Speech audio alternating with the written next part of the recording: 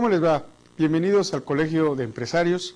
Espero que hayan hecho sinergia, pero no como un estudiante, un alumno mío que una vez me dijo: profesor, hice sinergia con mi novia. Sí, ya vamos a ser papás.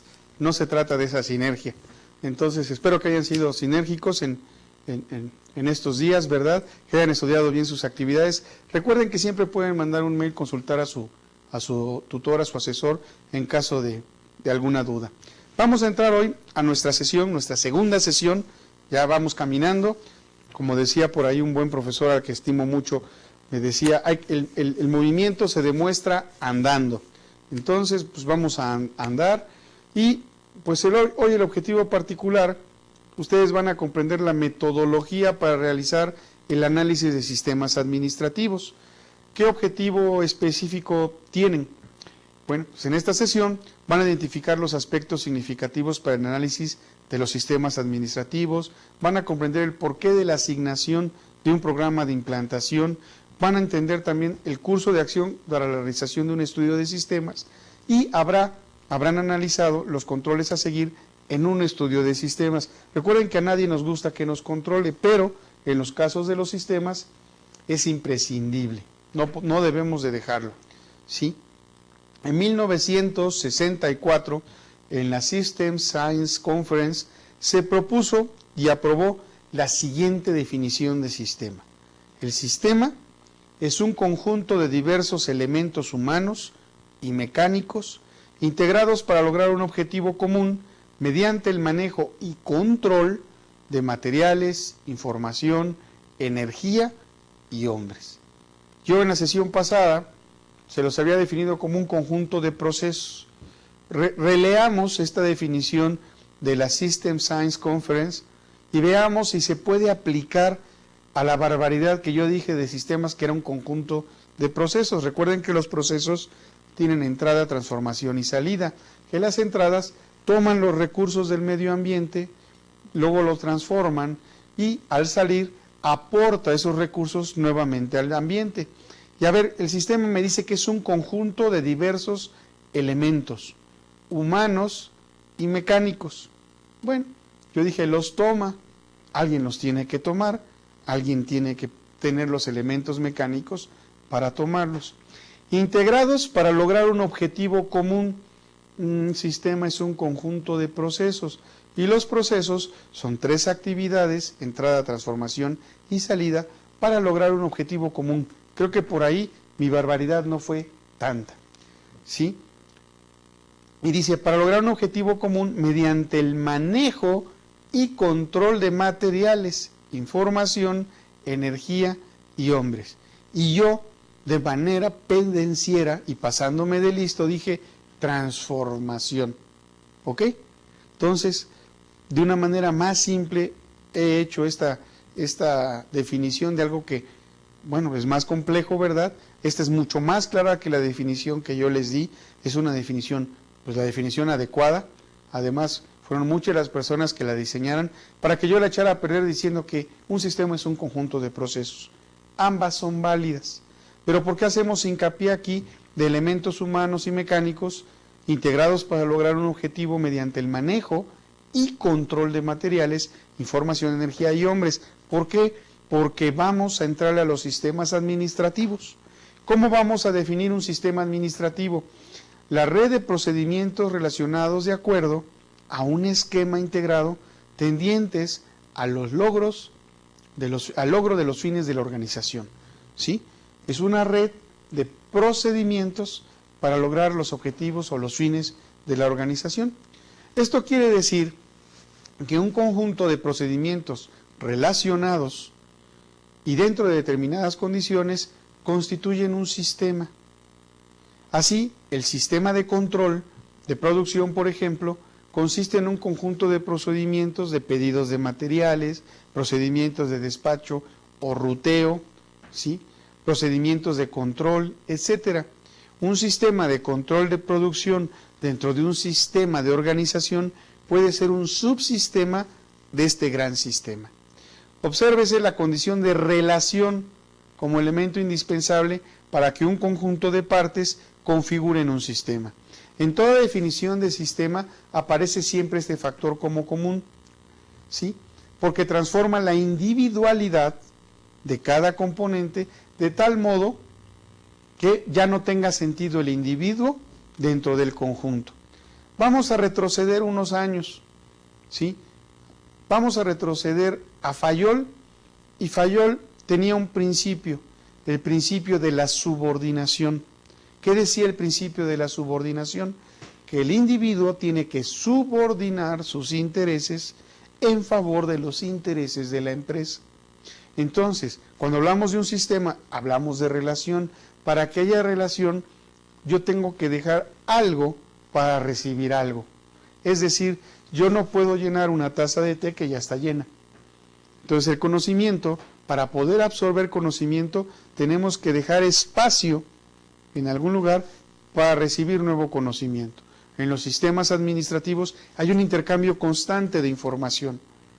Y para que pueda haber ese intercambio constante, debe de haber una relación. Si no nos llevamos bien con nuestros compañeros, no podemos hacer ese intercambio de la mejor manera. Lo haremos, sí, porque somos profesionales, pero no lo haremos con gusto. Y eso sí va a afectar la sinergia de la empresa. Debemos dejar muy claro que el análisis de los sistemas no debe encararse simplemente como un medio para establecer la mejor manera de hacer con una computadora lo que se está haciendo manualmente. O sea, cuando hablamos de análisis de sistemas no vamos a volver todo a la computadora, que la computadora lo haga, ¿sí? Que la laptop me dé todos los resultados. Hace muchos años, cuando yo trabajaba, era estudiante y trabajaba, estaba en el área de computación de una empresa y estaba yo elaborando un programa y llega mi jefe y me dice, ¿cómo estás, Carreto? ¿Cómo vas con ese programa? Esta mugre máquina que no sirve, man. Y me dice, no, espera, déjame aclararte algo. La computadora solo hace lo que tú le estés dando. Solo hace lo que tú le pides que haga. La computadora no piensa. Pues sí, la verdad el que tenía la culpa era yo. Y él me dijo, fíjate que la computadora lo que le falla es la pieza de enfrente. En ese momento no me cayó el 20, estaba muy enojado. Y después que se fue mi jefe dije, híjole, me la aplicó el condenado. El que estaba regándola, pues era yo y por eso no me daban los resultados. Bueno, así es un sistema. Hay cosas que se pueden computarizar, no todas. Sí, las relaciones humanas no se pueden computarizar. Por el contrario, un análisis de sistema debe enfocarse como un proceso de detección de problemas y oportunidades. Entonces, vamos a buscar los problemas para darles una solución y evitar que se repitan, no tanto para encontrar culpables. ¿Sí? ¿O qué? ¿Ustedes nunca se equivocan? ¿Verdad? ¿No les gustaría que cuando ustedes metan la pata, llegue alguien y les ayude a resolver y a prevenir que no vuelva a suceder, en lugar de que llegue a regañarlos? Sería mucho más fácil todo, ¿no? Crearíamos sinergia. En este caso, existirá una mayor seguridad de que no deje de verse algún aspecto importante. En vez de buscar culpables, busco soluciones. Se observan y corrijan las deficiencias de los métodos en uso. En vez de buscar culpables, busco soluciones. Y que el sistema de información sea apto para adaptarse a los mejoramientos futuros que puedan introducirse en el proceso. ¿Cómo se da esto? En vez de buscar culpables, busco soluciones. Se definen los procedimientos administrativos o rutinas como la secuencia de operaciones de oficina ejecutadas generalmente con la participación de varias personas en una o más oficinas. Y esto me va a servir a que haya transacciones repetitivas, que vaya el proceso 1, 2, 3, 4, y cuando se termina pasa a otra área y el proceso se repite o se continúa, mejor dicho, de otra manera. Y empieza entonces 4, 5, 6, 7 y llega a otra área y empieza 7, 8, 9, toma donde lo dejó el anterior y continúa. ¿Ok? Entonces, pues es un proceso repetitivo, es una serie. Aquí, por ejemplo, tenemos en la gráfica la serie de Fibonacci, donde va tomando el número anterior, se suma al actual, y me genera un nuevo número. Y así la numeración va 1, 2, 3, 5, 8, 13, 21. ¿Sí? Va generando sinergias, fíjese. Obsérvense los elementos básicos de esta definición. ¿Sí? Es el conjunto de operaciones de oficina dispuestos en un orden secuencial invariable. Ese sería un sistema administrativo. O es la participación de varias personas en una o más oficinas. O asegurar el manejo uniforme de transacciones repetitivas. ¿Ok? Esto es el sistema administrativo. Un procedimiento o rutina, ¿qué nos define? Pues nos define qué tarea debe ser realizada por los distintos participantes. ¿Quiénes son esos participantes? ¿Cuándo deben ser realizadas cada una de esas tareas? Es decir, su orden sucesivo y el momento. ¿Cómo planeamos el estudio?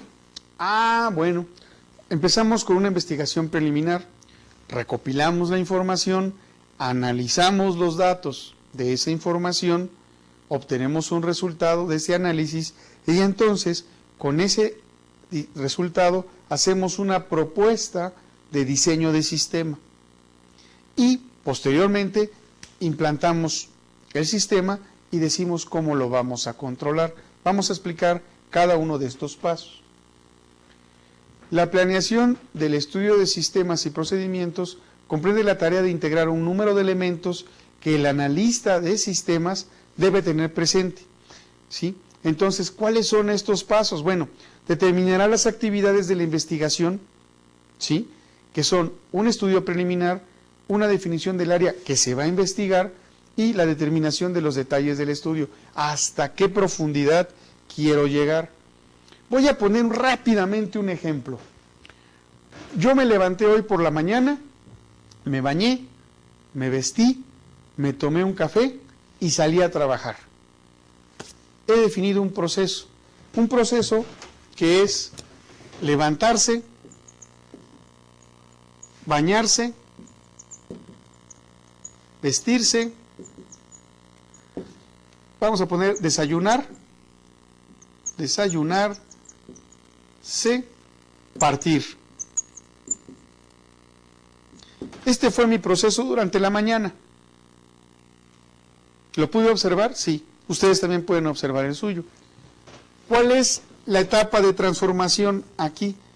¿Dónde entro a este proceso? Estaba dormido. Me levanté y salí a bañarme. Después de bañarme, me vestí. Después me desayuné. Y por último, salí. Entrada, transformación, salida. Esta salida es la entrada a un nuevo sistema, transformación, salida. Vuelvo a entrar. Esta salida me sirve para entrar a mi siguiente proceso, transformación, salida, entrada, transformación, salida. Y ahí sí, salí definitivamente. Me van a poder decir, ¿y qué? ¿Que duerme desnudo y se mete al baño? No duermo desnudo, si tengo mi pijamita. Me quité mi pijamita. Oiga, ¿y se metió al baño y salió y no se secó? No, sí me sequé. ¿Y en el baño no se puso jabón? Sí me puse jabón. Si se dan cuenta, un proceso entonces puede ser tan complicado o tan difícil, ¿verdad?, como uno lo quiera hacer, o tan simple. Este fue mi proceso desde que me levanté hasta que salí de la casa de ustedes. Me levanté, me bañé, me vestí, me desayuné y salí. ¿Necesitamos más profundidad en cada uno de estos? Bueno, es la misma pregunta que tenemos que hacer en un proceso en la compañía. ¿Necesito especificar con más detenimiento o esto ya es suficientemente claro? Ya se entiende que me cepillé los dientes también, que después de tomar mi desayuno me volví a cepillar los dientes, que me peiné en alguna parte, ¿sí? Es más, el proceso de vestirme es más largo que simplemente decirlo. ¿Ustedes por qué prenda se ponen primero? Y ya que tienen la ropa interior, ¿qué se ponen primero, el pantalón o la camisa? Y cuando tienen la camisa, se abotonan de arriba a abajo o de abajo a arriba. Bueno, la pregunta ¿es importante para el desarrollo del sistema?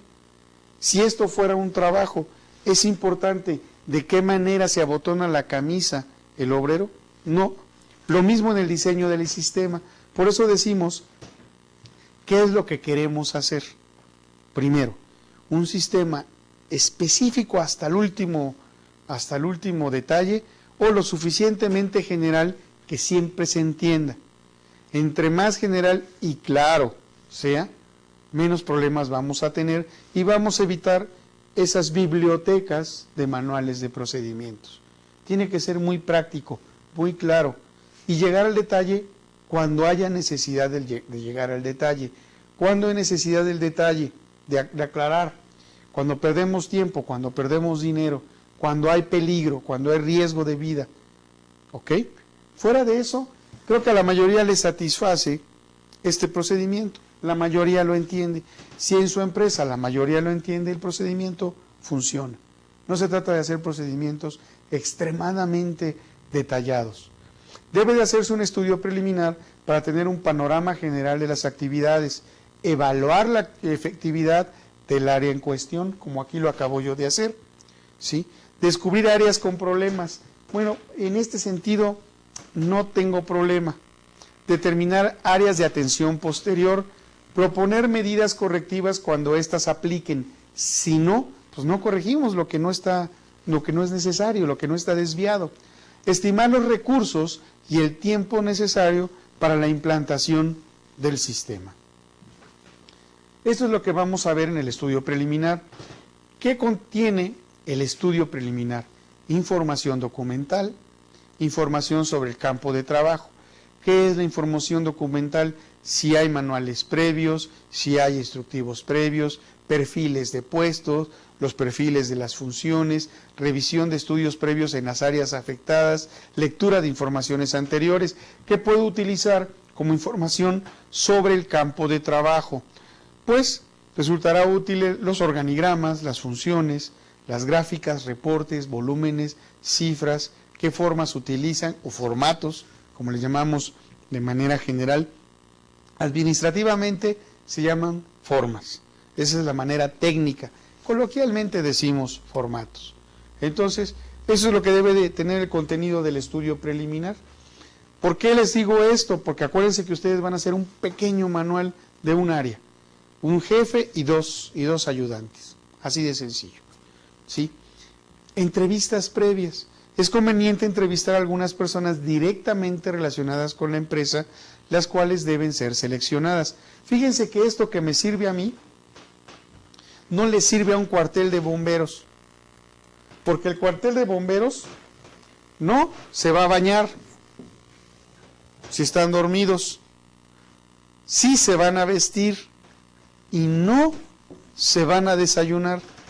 Un manual de procedimientos es un traje hecho a la medida de la organización a la que estamos atendiendo. Lo que yo hice en la mañana y que puedo documentar no es igual para otra área, en este caso un cuartel de bomberos. Imagínense que a las 3 de la mañana suena la alarma de bomberos, pues el bombero se levanta, se viste y se sube al camión esperando que alguien, el que va a manejar el avión, ya sepa la dirección, ¿verdad? Entonces, lo que a mí me sirve, a otra área puede no servirle. Imagínense que usara yo entonces el manual de los bomberos para mi vida diaria.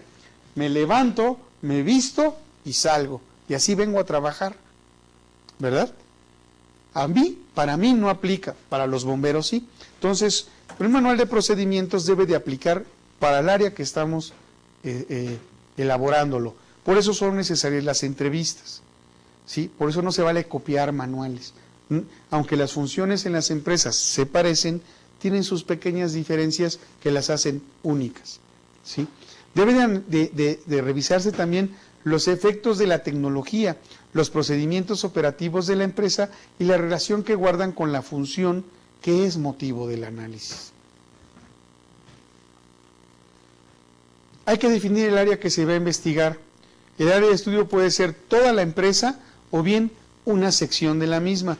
Yo aquí pude haber puesto mi proceso de todo el día, de toda la semana, de todo el mes, o simplemente desde que me levanté a salir. Lo mismo podemos hacer en la empresa.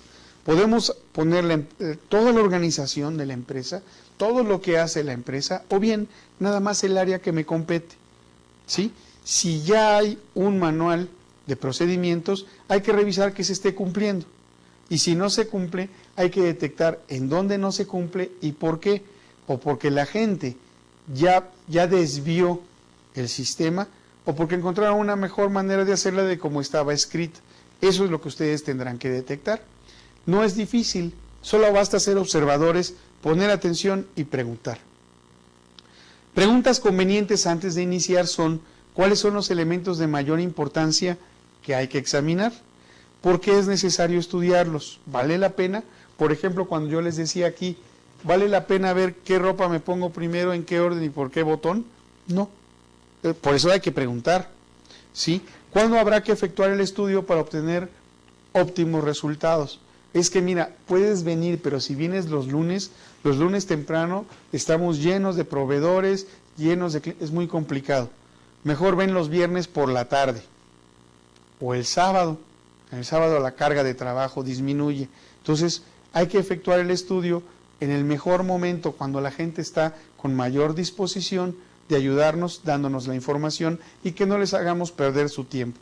Vayan con un cuestionario bien establecido. Lo vamos a ver aquí. Todavía no vayan, después les diremos, yo les diré exactamente a partir de cuándo. Necesitamos primero empezar a hacer nuestra listita.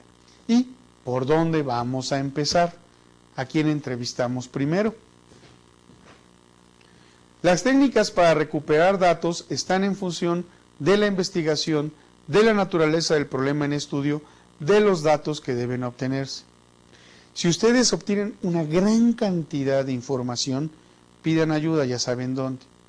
Si ustedes están trabajando y sienten que están haciendo demasiado trabajo, pidan ayuda. Su tutor les irá indicando el camino, ¿sí? No se trata de hacer papeles, tampoco se trata de hacer un manual de un área en 2 páginas, no es posible, ¿sí? Sino en la medida justa, ¿sí? Puede obtenerse información de 3 maneras. Número 1, estudiando los archivos existentes. 2, y para mí creo que es la mejor, ¿sí? Observando los pasos de un procedimiento. Para observarlo, primero hay que preguntar en qué consiste, y luego lo observamos. Por ejemplo, yo le puedo preguntar al jefe: oye, las pólizas de los cheques, ¿cómo se hacen? Y el jefe te dice: mira, se hace así, así, y lo anotan. ¿Quién está haciendo las pólizas? Fulano. Y vamos a ver a la persona que hace las pólizas, a ver si sigue los pasos, por lo menos los pasos generales que les dio el jefe. ¿Ok? Y entonces le preguntan a él: oye, ¿no te faltó hacer esto aquí? Para que a lo mejor les explique, no vayan a ir con el jefe y decir: oye, el señor Martínez no lo está haciendo como tú me lo dices. No, hay que ver por qué el señor Martínez omitió un paso o agregó uno que el jefe no dijo. Pudo no haberlo dicho porque se le olvidó, porque no lo recordaba todo. No tiene el jefe la obligación, de entender todo lo que se hace en la empresa con cada uno de los procedimientos. Tiene una visión general, ¿verdad? Entonces, si hay manuales, pues consultar qué dice el manual. Si no lo hay, creo que el método de observación es el mejor. Y efectuar las entrevistas con el personal, así preguntarle al señor Martínez: oiga, ¿y por qué hizo esto y esto no? ¿Sí? No se está juzgando el trabajo de las personas. Ustedes van no para señalarlo, mira, se equivocó, sino para tratar de encontrar mejores formas de hacer las cosas. Recuerden que el administrador tiene la responsabilidad de hacer que las cosas sucedan, ¿sí? El registro de datos, ¿qué es lo que vamos a utilizar? ¿Cómo lo vamos a registrar? ¿Vamos a utilizar gráficas, tablas, descripciones? Para una unidad administrativa es necesario conocer cómo está estructurada, qué reportes se entrega, si es que entrega reportes, qué papeles administra o archiva, todos archivan algo, qué procedimiento sigue hasta que se guarda en el archivo, ¿sí? El análisis de datos consiste en dividir o separar sus elementos o componentes para conocer tres cosas: su naturaleza, sus características y cuáles son las causas de este comportamiento, sin perder de vista su relación, su interdependencia y su interacción. ¿Por qué su relación? Este documento, una vez que sale de mi departamento, ¿a dónde va? ¿A qué departamento va? ¿Qué tan importante es este documento para no tirar la chamba del departamento en cómo va? Y la interacción es este mismo documento que estoy llevando, ¿qué proceso sigue? ¿Ok? El análisis de datos es el precedente para la actividad de interpretación. La interpretación se realiza en términos de los resultados de la investigación. Esta actividad consiste en establecer inferencias, es decir, relaciones inferencias sobre las relaciones, es decir, esas relaciones, cómo se conectan, ¿sí?, entre las variables estudiadas. La interpretación de estos datos va en dos etapas: interpretación de las relaciones entre las variables y los datos, y establecer un significado de la investigación. ¿Qué significa esto? Determinar el grado de generalización de los resultados de la investigación, es decir, necesito explicar qué desayuné esta mañana, o nada más basta con decir desayuné. Necesito explicar en qué orden me vestí o en qué orden me bañé, o sea, qué capacidad de información, perdón. El día de hoy el borrador no quiere mantener el equilibrio, ¿verdad? Entonces, ver qué tanta información necesito o a qué detalle necesito llevar el análisis de esos datos. Para los que ya están trabajando va a ser mucho más fácil, porque conocen los procedimientos. O, fíjense, cuando los tengan que escribir, se van a encontrar con un problema. Lo saben hacer, pero les cuesta trabajo describir lo que hacen. Bueno, piensen más o menos en este efecto. Hago esto, y luego deciden a qué tan a detalle tienen que llevarlo. ¿Ok? Que esto les sirva de guía. Analizar significa establecer categorías, ordenar, manipular y resumir los datos. No es lo mismo levantarme que bañarme. No es lo mismo vestirme. No es lo mismo desayunar. No es lo mismo salir de la casa. Si observan, están claramente identificadas diferentes acciones. Eso es lo que tendrían que hacer ustedes en su análisis de datos. En esta etapa del proceso de investigación, ¿sí?, se procede a racionalizar los datos. ¿Qué es racionalizar? ¿Necesito saber en qué orden me abotono la camisa o no es importante para el proceso? Por ejemplo, en el caso de una póliza, ¿cuántas copias son convenientes? Es que mira, una se va al archivo, otra se va al contador, otra se va a recursos humanos. ¿Y recursos humanos para qué las necesita? No sé, ¿es necesario recursos humanos? Entonces, cuando pregunten en recursos humanos, oye, ¿necesitas copia de las pólizas que hace contabilidad? No. ¿Y tú qué haces con esta? La archivo. ¿Y para qué la archivas? Por si se pierden, tengo un respaldo. Oye, pero ya se fue una copia al archivo de contabilidad y otra al contador para que le dé seguimiento. O sea, ya hay dos copias de esa póliza, ¿sí? ¿Necesitamos las dos o basta con una? Bueno, eso es lo que tienen que investigar y hacer su propuesta de solución, ¿ok? Entonces, diseñar las tablas estadísticas cuando apliquen. No traten de hacer tablas por hacerlas, no traten de llevar una estadística que no tiene caso. Tiene caso, por ejemplo, cuando hay un proceso que se repite continuamente porque se hace mal. Es que, mira, tenemos un desperdicio en notas de crédito. Tratar de encontrar por qué. La gente lo sabe. No, es que estos de ventas, hombre, dan descuentos con tal de que les paguen rápido. Y si me compras más, te doy otro descuento. Y estamos haciendo notas y notas de crédito. Bueno, antes de decidir, vamos a poner en orden a esos de ventas, hay que ver si esas notas de crédito les ha servido para incrementar las ventas. Porque qué tal que las quito y las ventas se caen. ¿verdad? Entonces recuerden que la elaboración de procedimientos básicamente busca mejorar cómo se están haciendo los procedimientos actuales, pero sobre todo que las cosas se estén haciendo tal como están escritas. Así de sencillo, que las cosas se hagan como las escribimos. De eso se trata, ¿ok? No se trata de echar rollos y tratar de impresionar, decir por qué se hacen y dar la justificación de por qué se hacen así. Definición de diseño de sistemas. Un diseño de sistemas es la evaluación de las distintas soluciones alternativas y la especificación de una solución detallada a un problema de información. Cuenta con 3 fases: selección del diseño de sistemas, adquisición del diseño de sistemas y diseño e integración del sistema. Primero decido qué tipo de sistema conviene, lo adquiero si no lo tengo, y después lo diseño y lo integro a mi funcionamiento. Por ejemplo, imagínense que ustedes llegan y conocen este proceso sin los taches, y llegan al cuartel de bomberos y les dicen, no, es que cómo van a salir cochinos al incendio, hombre, báñense, si van a oler mal. Si ¿ustedes creen que sea realmente importante para el cuerpo de bomberos bañarse?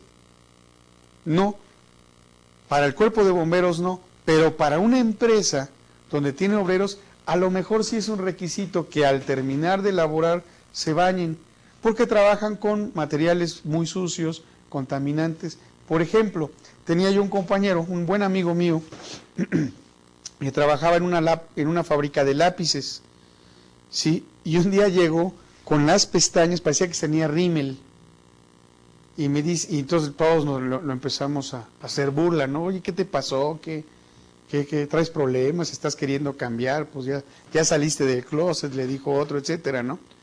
Dijo, no, ¿saben qué pasa? Que pues entré a la fábrica de grafito y el polvito vuela por todos lados y se te impregna, y no me puse las gafas de protección. Se me olvidó llevarme las gafas de protección, y cuando me bañé, para quitar, porque el polvito dice se mete por todos lados, tienes que entrar con una ropa especial y antiestática para que no se te adhiera, y cuando salí y me bañé, olvidé que el grafito se pega como si fuera rímel. Entonces hay que limpiarse bien, no hay una crema especial para quitárselo, y yo ya no lo hice, y me hicieron la novatada, no me dijeron nada, y me quedé con las pestañas pintadas. Y sí, le pasaba uno el dedo así en las pestañas y se quedaba marcado del grafito. Bueno, entonces en este tipo de empresas es importante bañarse, y en todo caso poner un letrero de decir cuáles son las áreas de mayor cuidado, quizá la nariz, quizá las orejas, los ojos, ¿verdad? Eso es lo que tienen ustedes que investigar. El diseño de sistemas se va a ocupar entonces de qué es el camino que tienen que proponer durante el análisis para que pues sea funcional, y quitar todo lo que no es funcional, pero a veces no lo podemos quitar, pero sí lo podemos detectar, y lo no funcional le vamos a llamar restricciones o constricciones. Personalmente yo prefiero la palabra restricciones. ¿Por qué? Porque constricción viene del inglés, de la teoría on constructions o constricciones, ¿sí? Que hizo un señor que se llama Netanyahu Goldratt, así, Goldratt, y que escribió, creo que con doble T, y que escribió un libro que se llama La Meta, genial, excelente, para detectar cuello de botellas. Se los recomiendo. Si no lo han leído, léanlo, les va a gustar. El señor es ingeniero industrial, no tiene que ver con ingeniería lo que habla, tiene que ver más con management, con administración, y les sirve para su vida diaria. Es un excelente libro, yo sé que les va a gustar. Bien, entonces el proceso de diseño de un sistema complejo se suele realizar de forma descendente. Empieza por la alta dirección. Seguramente han visto otras materias, y seguramente han visto también que todo empieza por la alta dirección. Si la cabeza no está convencida de cambiar, nada va a cambiar. ¿Por qué tiene que estar la cabeza convencida? Porque va a propiciar el cambio, va a dar los elementos necesarios para cambiar, va a apoyar esos cambios y en el peor de los casos los va a imponer. Por eso es necesario que la alta dirección, entiéndase la gerencia general, ¿verdad?, de cada empresa, esté convencida de eso. Si no, las cosas no van a funcionar. El diseño e implantación de cada uno de los subsistemas. Hablábamos, por ejemplo, aquí, ese es el proceso desde que me levanto hasta que salgo de la casa, pero cada uno lo puedo subdividir en otro pequeño. Este es mi sistema, puedo tener mis subsistemas, ¿ok? Por ejemplo, el de los bomberos, para vestirse sí tienen un orden. De hecho, ellos no cuelgan su ropa, ¿sí? La dejan en el piso. La dejan en el piso y la bata o el equipo que utilizan, el pantalón sobre todo, que si se han fijado es con tirantes, para no tener que abrochar un cinturón, simplemente se ponen el tirante y ya están arreglados, ya están listos. Pero antes los pantalones quedan con las botas ya adentro y los pantalones abajo. Se montan las botas, que dicho sea de paso son muy amplias, para que entre el pie al primer intento, la suela es muy pesada y entonces ya la ajustan y suben el pantalón con los tirantes y ya están con los tirantes. Normalmente bajan por un tubo, ¿por qué? Para no perder tiempo para bajar escaleras. Entonces, el proceso de vestirse de un bombero sí es importante detallarlo. El proceso de vestirlo de su profesor no es importante detallarlo. Vean cómo una cosa va cambiando con respecto al área donde yo la quiero aplicar, ¿sí? Y entonces a lo mejor en todo este proceso sí convendría, en el caso por ejemplo de los bomberos, el proceso para vestirse, como en el caso de mi amigo, ¿verdad?, que entraba a la fábrica donde había grafito, sí habría quizá que hacer un proceso para bañarse y desinfectarse. ¿Se dan cuenta? ¿Sí? Bueno, se integran todos los subsistemas y luego se valida el diseño, ¿sí? Dentro del proceso de diseños de sistemas hay que tener en cuenta los efectos que pueda producir la introducción del nuevo sistema. Sí, porque primero va a haber una resistencia al cambio y tenemos que abatir esa resistencia al cambio. Selección del diseño. ¿Qué objetivo tiene la selección del diseño? Identificar o investigar sobre las soluciones alternativas, así de sencillo, y evaluar la factibilidad. A veces es necesario el cambio, pero no es factible hacerlo porque implica un costo adicional, porque implica ampliar un área y no se tiene el recurso económico, el cash flow, etcétera. Hay que seleccionar las actividades que se van a hacer. ¿Cuáles son? Especificar las soluciones alternativas, analizar la factibilidad de las soluciones alternativas. ¿Qué tipo de factibilidad? Técnica, operativa, económica, en tiempo. Lo que acababa yo de comentar. Nos da por resultado una matriz de evaluación de las alternativas. Por cada alternativa, yo digo, voy a proponer esto, ¿qué factibilidad económica hay? ¿Qué factibilidad de operación? ¿Qué? Etcétera, etcétera, para cada una de estas alternativas o propuestas de solución. Recomendar entonces, ya una vez que hemos analizado las alternativas y las opciones, recomendar la solución para el sistema de información. Y luego viene lo más complejo, lo que a nadie le gusta, el control. Ahora lo vamos a controlar. Para la implantación del sistema es necesario cumplir los siguientes requisitos. Disponer de los elementos adecuados para el funcionamiento del sistema. Es decir, imagínense que yo les digo, oye, no me uses la computadora, hazme una gráfica. Aquí tienes papel. Oye, ¿y no me das ni siquiera un compás, un juego de geometría o algo? Entonces, debemos de tener los elementos adecuados. Comunicar al personal que será capacitado para la nueva implantación. Porque tenemos que vencer la resistencia al cambio, ¿sí? La gente no cambia porque es mala, cambia porque tiene miedo, cambia, que eso es muy razonable, cambia porque no encuentra una razón válida para cambiar y hay una razón que esa sí es fea, cambia porque está en su nivel, está en su, se le llama síndrome de producto terminado, ya lo hago bien, ya no lo puedo hacer mejor, esa sí es grave, ¿ok? Comunicar al personal entonces que va a ser capacitado, facilitar la información y los documentos que van a ser utilizados, explicar cómo se van a llenar ahora los formatos, explicar cuál va a ser el nuevo procedimiento, etcétera, y acompañar parte de esa implantación hasta que veamos que ya quedó implantada.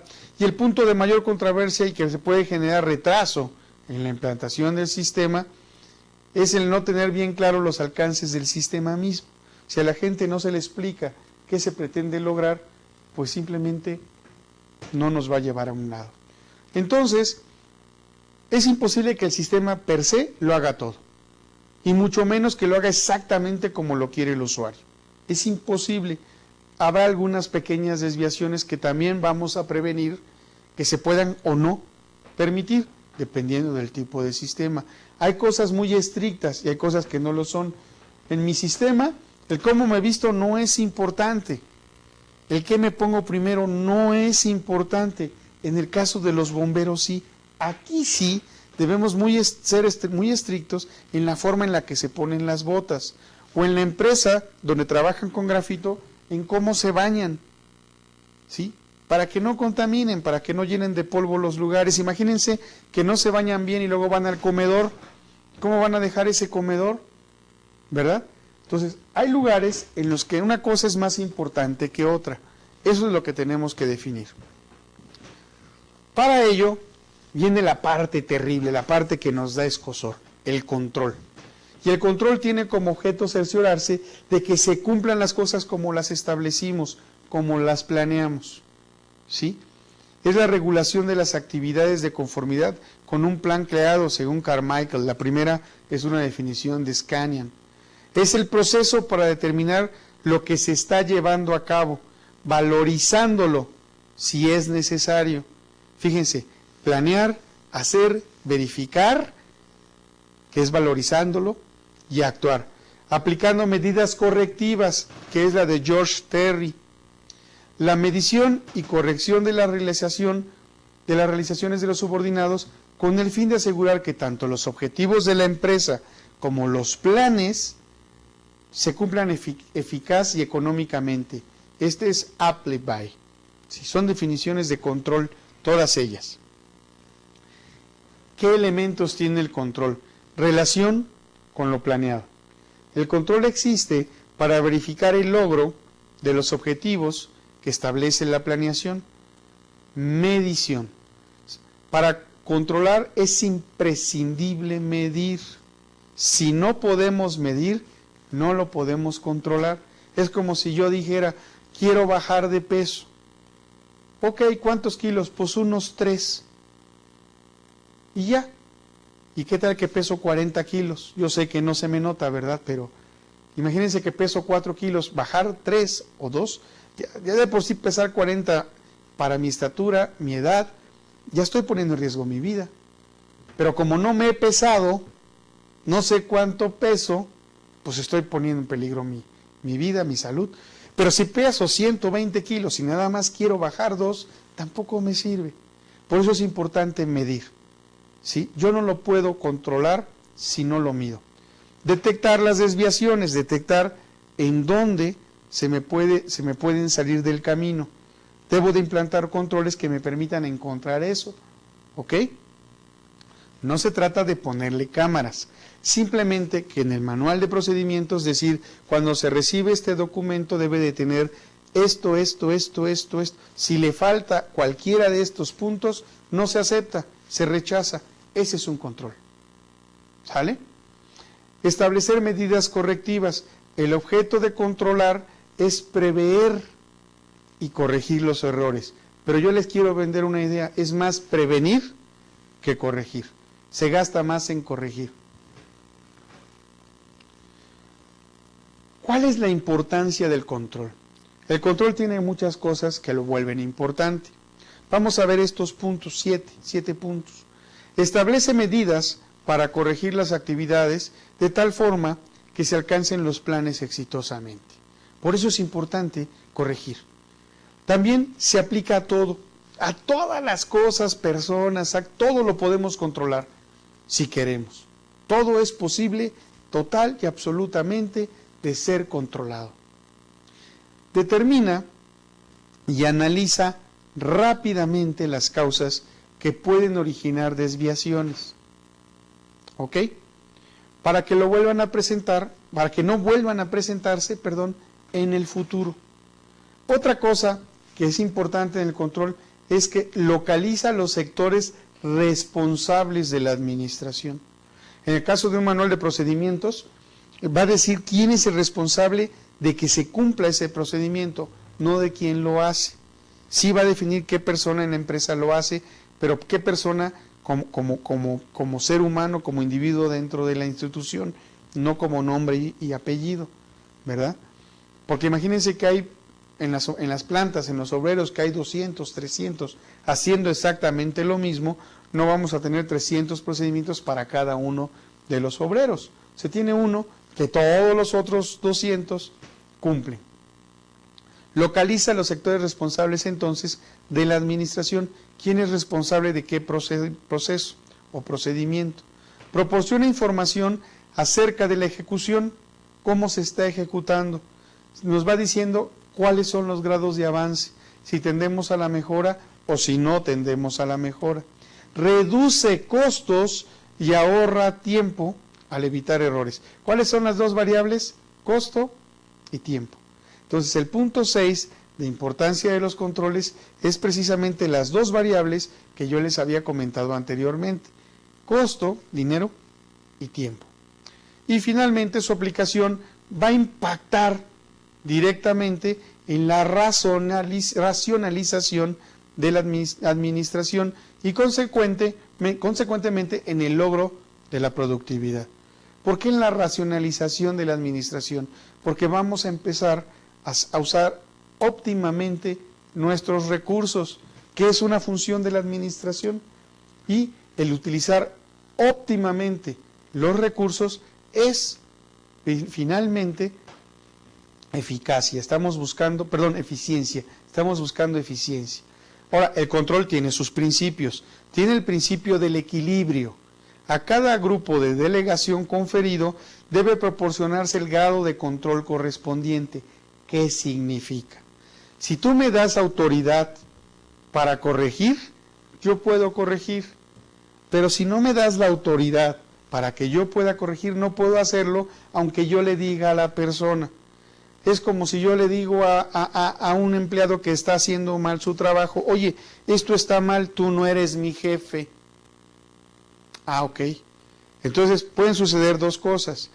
Número uno, que yo verdaderamente no sea el jefe y me esté metiendo en asuntos que no me competen. O número dos, que esa persona no sabe que yo le puedo exigir que lo haga bien. Para eso son los procedimientos. ¿Ok? Entonces debe de haber un equilibrio entre lo que se quiere controlar y la autoridad para poder controlarse. Si un policía me quiere dirigir el tránsito, pues le van a empezar a llover bocinazos, por lo menos. Pero si vemos que es el de tránsito el que está dirigiendo, pues ahí acatamos. Es la persona que tiene la autoridad para ejercer el control. ¿Sí me explico? Si yo me estaciono en doble fila, ¿verdad? Y llega el señor que hace la limpieza en el lugar donde me estaciono en doble fila y me quiere levantar una infracción, pues lo voy a mandar a volar, porque no es la persona adecuada. Bueno, a eso mismo sucede en las empresas. ¿Quién es el agente de tránsito que va a regular las dobles filas, el flujo, etcétera? ¿Sí? El principio de los objetivos: ningún control será válido si no se fundamenta en los objetivos que se quieren lograr. Si voy a controlar algo que no me sirve para cumplir ningún objetivo, mejor no lo controlo. ¿Ok? Siguiente principio, el de la oportunidad.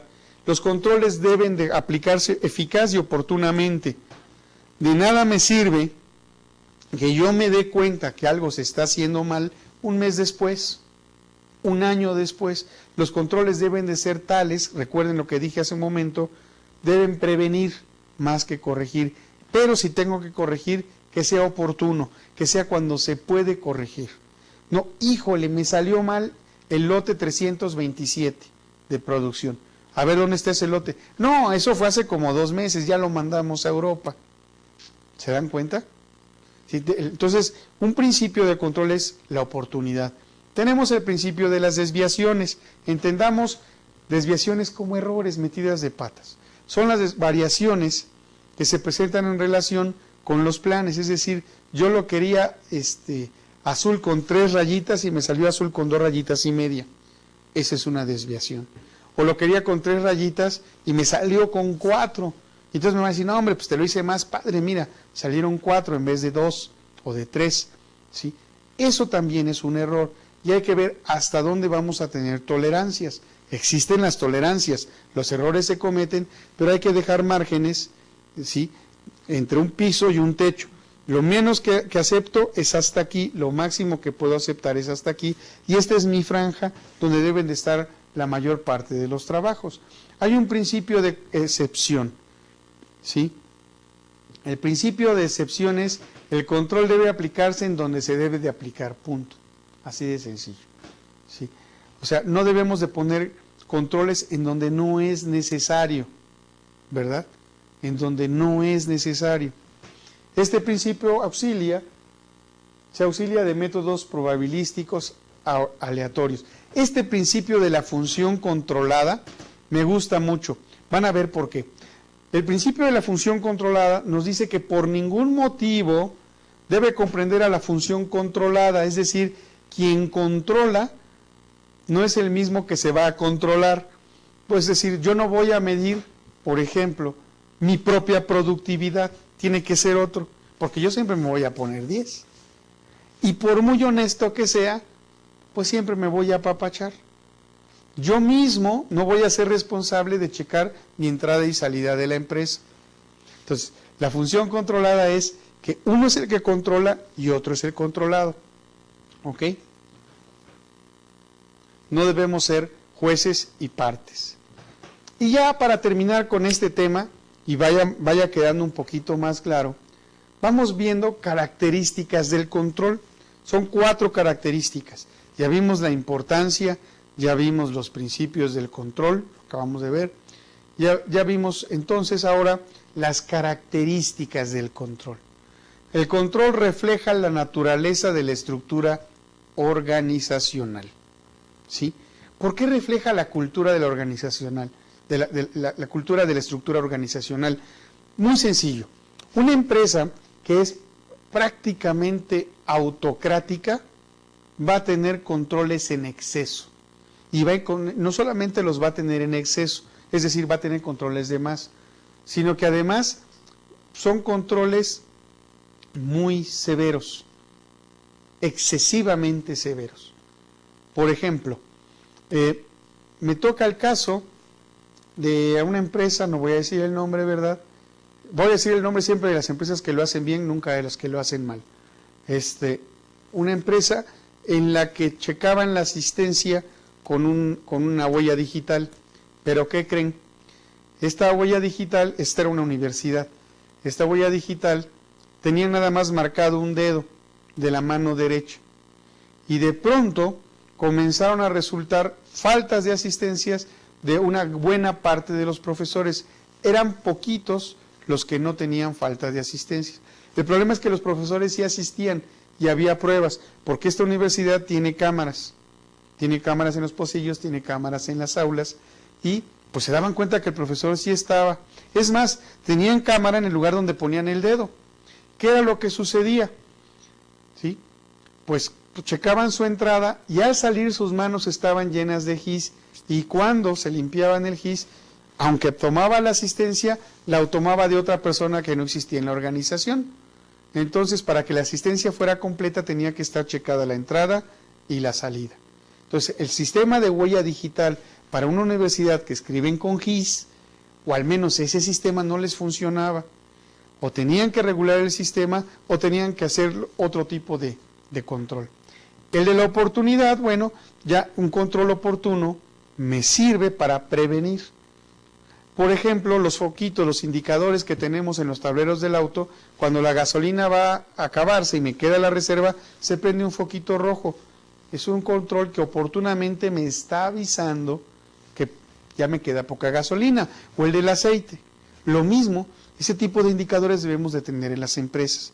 Ese foquito rojo que me alerta que puede suceder un problema. El de accesibilidad. Los controles que yo implante se deben poder llevar a cabo. ¿Por qué?